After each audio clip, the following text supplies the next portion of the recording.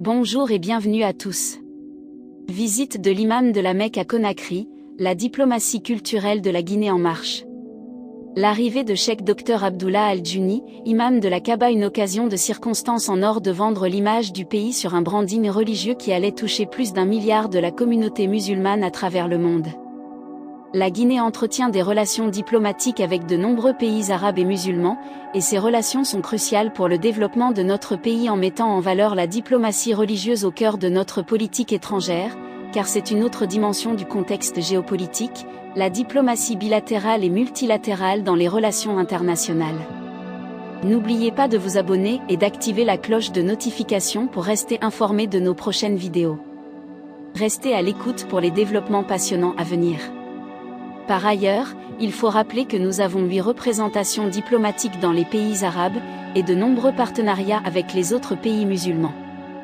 En effet, la dimension religieuse de notre diplomatie qui s'est manifestée au plus haut niveau sous le premier régime qui a établi et entretenu de relations privilégiées avec le monde musulman jusqu'il s'est vu investi dans la création de l'OCI et du mouvement des non-alignés, le feu président Ahmed Sékou Touré, a été élu vice-président de l'Organisation de la coopération islamique, ainsi président de bon office de la même entité au compte du comité de médiation islamique chargé de tenter une conciliation entre l'Iran et l'Irak. En plus, de nombreuses visites d'État effectuées par le président Ahmed Sékou Touré dans les pays arabes en faisaient foi. Plus loin, ce dernier avait reçu le grade de docteur honoris causa de la plus grande université islamique du monde arabe, Al-Azhar d'Égypte, pour son rôle remarquable dans l'organisation de la coopération islamique, OCI. Ainsi, les organisations islamiques comme Organisation du monde islamique pour l'éducation, les sciences et la culture, ISESCO, et la Banque islamique de développement, notre feu président fut un acteur de premier rang dans tous ces organes. Il faut noter que, les pays arabes ont fait assez de dons à la Guinée, dont la RTG qui est l'œuvre de la Libye, la formation des cadres, la construction des écoles etc.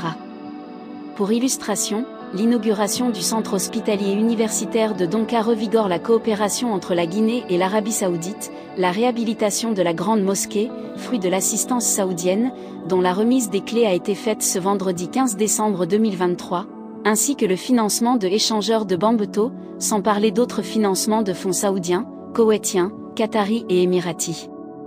En somme, la visite de leaders religieux africains à dimension internationale, tels que l'imam Mohamed Diane de la Belgique, l'imam Kouata du Mali, tous couronnés par la visite extraordinaire d'une sommité islamique de l'Arabie Saoudite en Guinée, à l'occurrence Cheikh Dr Abdullah Al-Juni, l'un des grands imams de la Mecque, plus précieusement la Kaaba, devrait attirer l'attention des nouvelles autorités afin de vendre l'image du pays sur un branding religieux qui pourrait toucher plus d'1 milliard d'humains. C'est une occasion de circonstance que le secrétariat général des affaires religieuses a offerte à la Guinée.